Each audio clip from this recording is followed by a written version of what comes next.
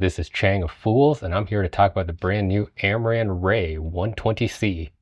So Amaran just announced a whole bunch of new lights. The brand new Ray series, including the 60C, the 120C, which I have here, the 360C, and a 660C. Now the Amaran Ray 120C is the one that I was the most interested in. I ordered 2 of these the day it got announced, and these just came in a few days ago.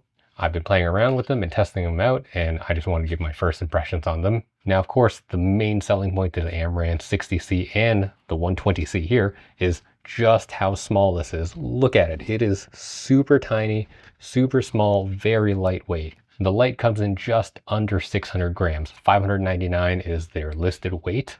Now, Amaran's not the first company to come out with a light in this kind of thin form factor. Most notably, there's this little guy, the Zhiyun Molus X100. This one is specifically the RGB model, but the form factor is the exact same with the bicolor model. Now, the Amaran Ray is bigger in all ways compared to the Molus X100, but this is more than twice as powerful compared to this guy. At 3 meters, bare bulb, 5600 Kelvin, this puts out 724 lux of power. Compared to the X100 RGB, this only puts out 353 lux at the same settings. Here's an example of what it would look like if I was trying to light an interview. I'm at f5.6 ISO 800 at 1/50th of a second. You could still see some detail out of the window back here, and this is what it looks like if I actually turn the light on. The light is at 100% intensity. It's in a 50x50 softbox that's just out of frame right here. You can hear me touching it. And personally, this is more than enough power to light up a single person interview, in my opinion. Not to mention, this is IP54 rated, so it can go out in the rain. And most importantly, it has a full-size Bowens mount, whereas the X100 has a proprietary mount that really can't be used anywhere outside of their ecosystem. You can get an adapter for the X100, but that's just another thing to carry. The Ray 120C also comes with this pretty nice little carrying bag. It does also come with this little 1-foot octabox with a grid. That's actually what's lighting me right now. This is also one of the quick click style octaboxes that Amaran makes. So very easy. There's a little lever here. Yep. Pull it tight. It locks in and it's good to go. A 30 centimeter 1-foot octabox is a pretty nice size. Honestly, I'd prefer something bigger, but it's really nice that it's included. One thing to note, if you don't plan on using the provided carrying bag, the Ray 120C doesn't come with a protective cap for the front element. So I printed my own just so I can put it in my other bag and keep it safe. In the provided bag, they kind of expect you to store it with the octabox attached like this. That way it just slides in pre-assembled and ready to go. Though I personally don't really plan on using the octabox. Maybe I might use it here and there, but I'd rather use a much larger modifier if I can. Also included is this little bracket that you can use handheld or attached to a light stand.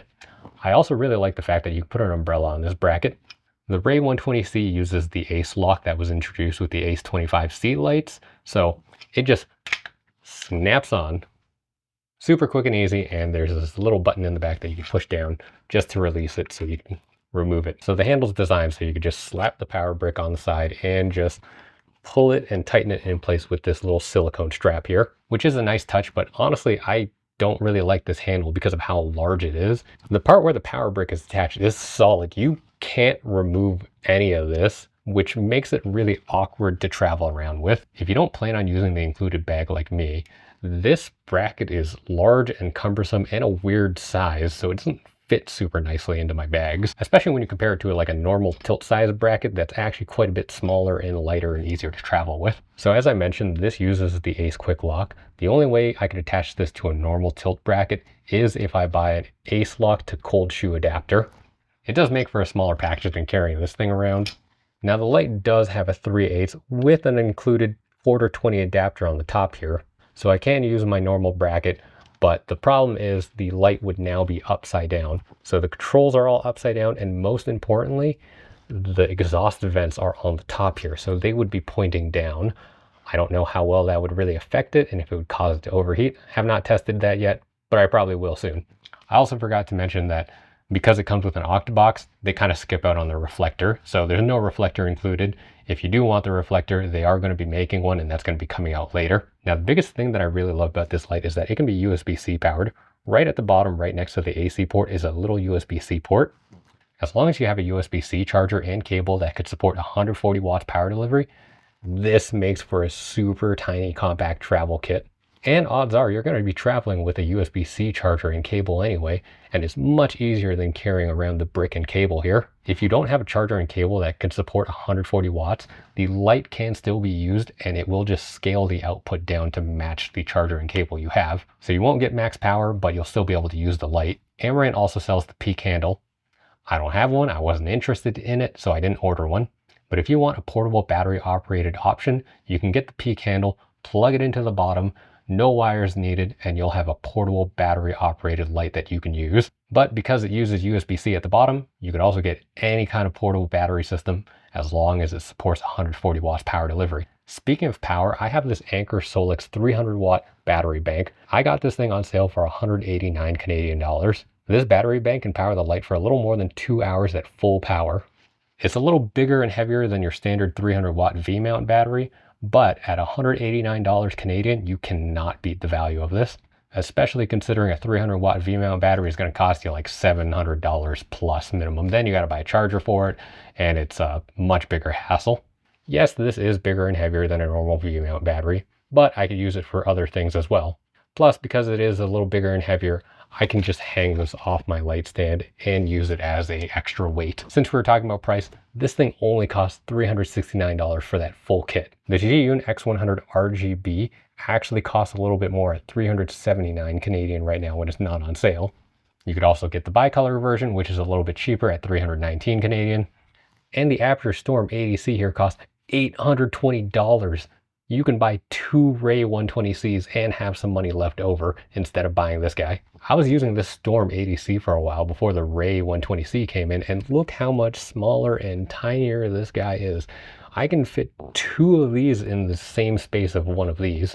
The ADC technically uses less power and gets very similar light outputs. They're almost the same at 721 lux at 3 meters bare bulb at 5600 Kelvin. It is bigger, more expensive, and most notably, it uses a mini Pro Lock mount instead of a standard Bowens mount, which means if you want to use Bowens modifiers, you need to buy their adapter. Now the adapter is pretty cheap, it's only $30 Canadian, but it has some issues working with non-aperture Amaran Bowens modifiers. Because the Bowens mount on the adapter is a little too shallow, some modifiers may not fit on it properly.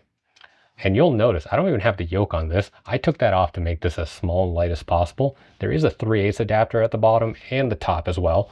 And I just thread in my tilt adapter onto it so I could have this as small as possible. Plus these tilt adapters also have a hole for an umbrella, and I love umbrellas.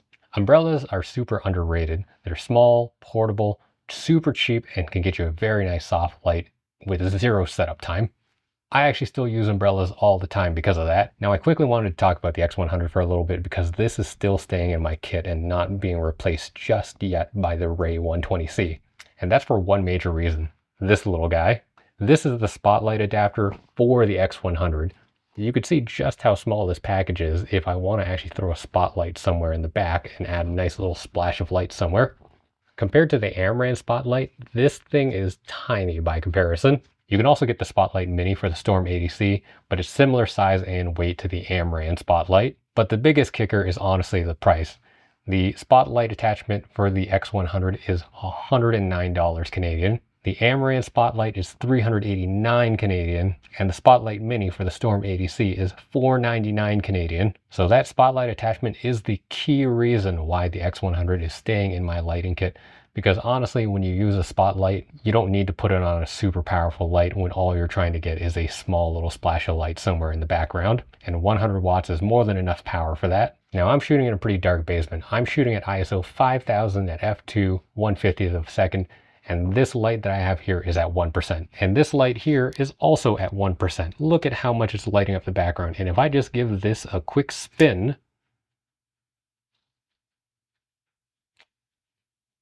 that's 100%, and it is way too bright for what I'm using it for. Did you also notice that I didn't have to spin the dial forever just to get it from 1 to 100%? That's one really cool feature about this, is that if you just spin this dial with enough force, it will cycle through all the power levels and colors until you stop it with your finger and just stop it from spinning. That is the coolest thing ever. So yeah, overall, I really love this light. I really think it's the best value light on the market right now for its size and weight and price point. There's nothing else that really compares to it right now, in my opinion. By far, this is my favorite light I've ever used. Those are my quick thoughts on the Amaran Ray 120C. Now stop watching random YouTube videos and get outside already.